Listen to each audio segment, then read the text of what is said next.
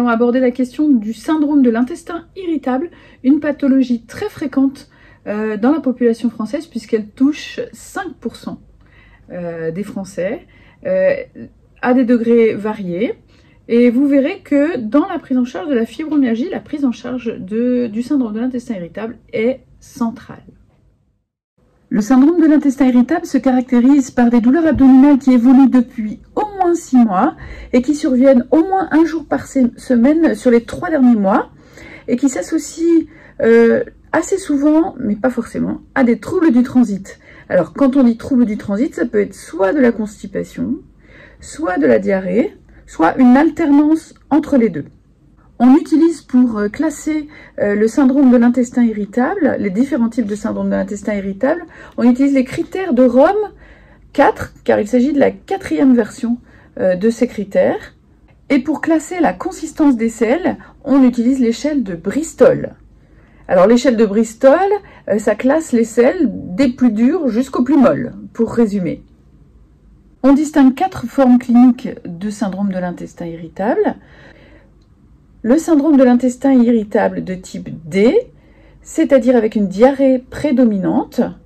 Le syndrome de l'intestin irritable de type C, avec constipation prédominante. Le syndrome de l'intestin irritable de type mixte, avec alternance de diarrhée et de constipation. Et le syndrome de l'intestin irritable indéterminé, de type I, par exemple lorsqu'il n'y a pas de trouble du transit associé. En général, ce qui se passe, c'est que les patients ont des troubles depuis assez longtemps et lorsqu'ils consultent, que ce soit le médecin traitant ou le gastro-entérologue, en fait, des examens sont réalisés. Lors du syndrome de l'intestin irritable, on ne trouve pas d'explication aux douleurs et aux troubles du transit, mais il y a quand même quelques signes d'alarme qui doivent alerter et qui, dans ce cas, évoquent une maladie sous-jacente qui nécessite de faire un bilan plus poussé. C'est par exemple lorsqu'il y a des saignements dans les selles, lorsqu'il y a des cancers coliques dans la famille, lorsque le patient a perdu du poids de façon involontaire et inexpliquée, ou lorsqu'il y a une anémie, qui peut être le signe qu'il y a une perte de sang que l'on ne voit pas. Dans ces cas-là, le patient doit voir un gastro-entérologue et avoir une coloscopie. Le syndrome de l'intestin irritable peut s'associer à d'autres maladies comme la fibromyalgie, les céphalées et les migraines, la cystite interstitielle et ce qu'on appelle les dyspareunies, c'est-à-dire les douleurs lors des rapports sexuels. Lorsqu'il y a ces facteurs associés, c'est un argument fort en faveur d'un syndrome de l'intestin irritable.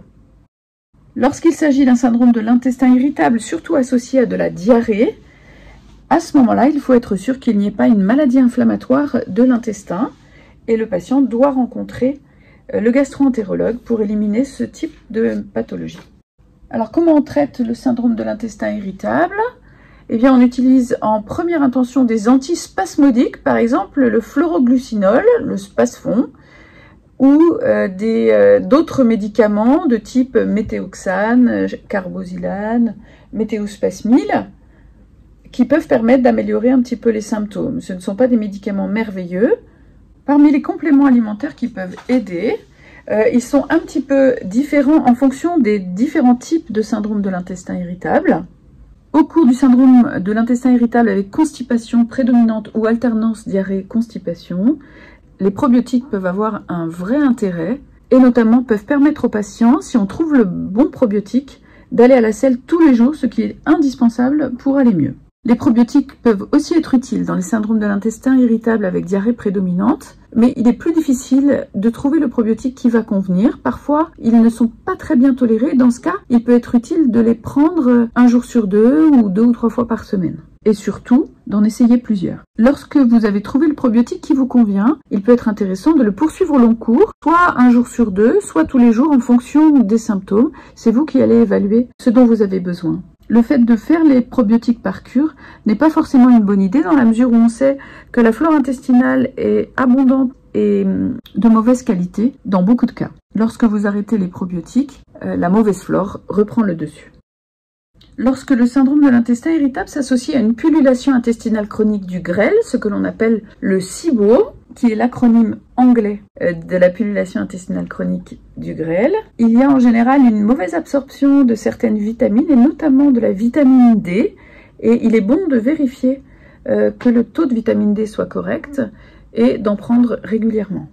Pour objectiver une pullulation intestinale chronique du grêle, c'est-à-dire un excès de bactéries dans l'intestin, on réalise un test respiratoire, c'est-à-dire qu'on va mesurer l'hydrogène dans l'air expiré après avoir pris un sucre, et en l'occurrence on utilise fréquemment le lactulose qui est un sucre qui n'est pas absorbé par l'intestin. S'il y a très rapidement une production excessive d'hydrogène, c'est qu'il y a une pullulation intestinale. Dans ces cas-là, un traitement antibiotique peut ponctuellement améliorer la situation, mais il faut utiliser des antibiotiques qui ont un effet sur la flore intestinale, comme l'association amoxicilline acide clavulanique, autrement appelé l'augmentin, ou par exemple du métronidazole ou du flagyl. Un antibiotique très spécifique qui s'appelle la rifaximine peut être utilisé dans les cas très réfractaires chez les patients qui, malgré des modifications alimentaires, n'arrivent pas à aller mieux. La première chose à faire avec un syndrome de l'intestin irritable, c'est de changer son alimentation. Alors, les Australiens ont travaillé sur un régime qui s'appelle le régime pauvre en FODMAP. Les FODMAP, vous pouvez regarder la vidéo que nous avons fait à Isopus pour mieux comprendre de quoi il s'agit.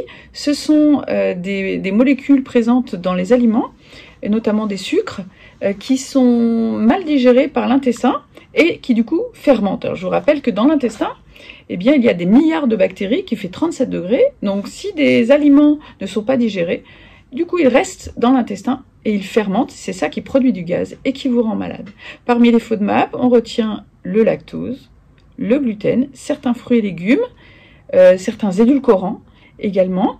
Et donc, alors, arrêter tous les FODMAP d'un coup, ce n'est pas recommandé parce que ça conduit à une alimentation assez déséquilibrée et c'est assez difficile à mettre en œuvre et à tenir sur le long terme.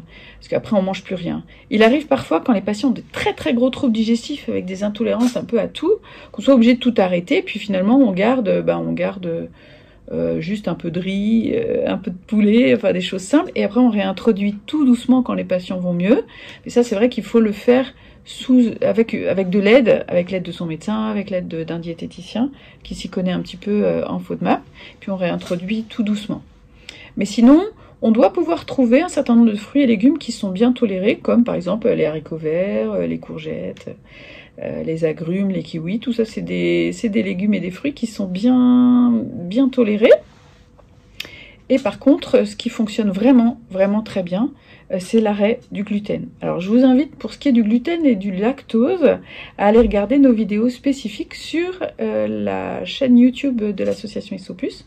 Vous pouvez trouver le lien sur le site dans l'onglet vidéo. Vous trouverez facilement le lien et vous trouverez aussi des idées recettes.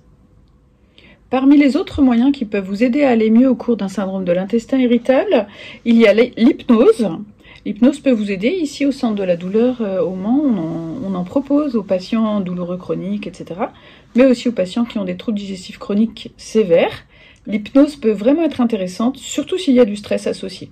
Alors, ne me faites pas dire ce que je n'ai pas dit. Ce n'est pas le stress qui induit le syndrome de l'intestin irritable. Alors, de temps en temps, les antidépresseurs peuvent aider, notamment chez les gens qui ont des problèmes dépressifs, mais ce n'est pas un traitement du syndrome de l'intestin irritable. L'intestin irritable, c'est avant tout dans le ventre que ça se passe, mais le stress est aggravant et donc il faut le prendre en compte. Dernier conseil, si vous avez des troubles digestifs depuis très longtemps et qu'ils ne se sont pas modifiés, il s'agit vraisemblablement d'un syndrome de l'intestin irritable. Par contre, si ces symptômes sont d'apparition récente, ou s'ils se sont récemment aggravés, ou s'il y a quelque chose de nouveau et que cela vous inquiète, alors je vous conseille de consulter, parce que ce n'est pas parce qu'on a des symptômes au long cours qu'il ne peut pas y avoir d'autres choses qui surviennent. Voilà, je vous souhaite une bonne fin de journée, et à très bientôt sur Isopus.